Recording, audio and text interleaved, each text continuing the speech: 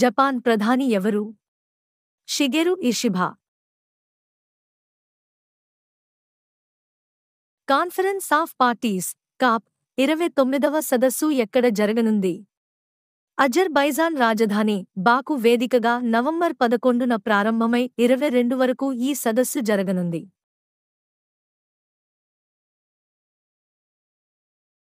ఐక్యరాజ్యసమితిలో భారత్కు శాశ్వత సభ్యత్వం కోసం డిమాండ్ చేసింది ఎవరు? భారత శాశ్వత ప్రతినిధి పర్వతనేని హరీష్. శ్రీలంకలో పర్యటించిన భారత జలంతర్గామి ఏది? ఐఎన్ఎస్ వేలా 3 రోజుల పాటు పర్యటించింది.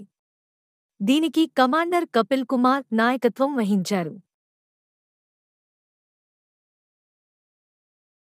G20 సమావేశాలు ఎక్కడ జరగనున్నాయి? బ్రెజిల్లోని రియో డి జనీరోలో నవంబర్ 18 మరియు 19 తేదీల్లో.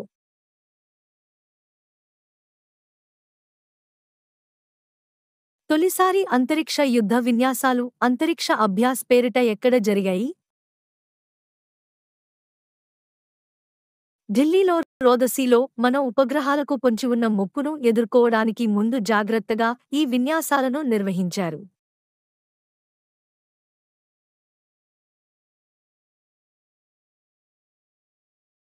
దేశంలో తొలి వర్టికల్ లిఫ్ట్ రైల్వే సీ బ్రిడ్జిని ఎక్కడ ఏర్పాటు చేశారు?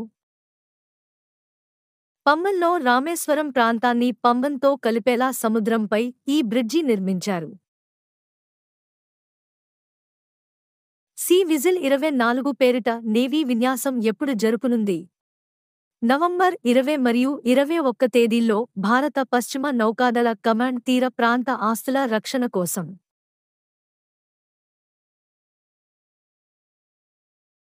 South Asian telecommunication regulators council SATRC సమావేశంను ఎప్పుడు ఎక్కడ నిర్వహించింది?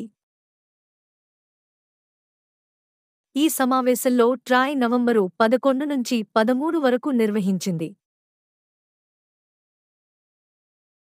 The Dominica award of honour అత్యున్నత పురస్కారాన్ని అందుకోనుంది ఎవరు? ప్రధాని నరేంద్ర మోదీ గయానాలోని జార్జ్ టౌన్లో జరిగే ఇండియా కారికామ్ సదస్సులో డొమినికా అధ్యక్షురాలు సిల్వానీ బట్టన్ ప్రదానం చేస్తారు.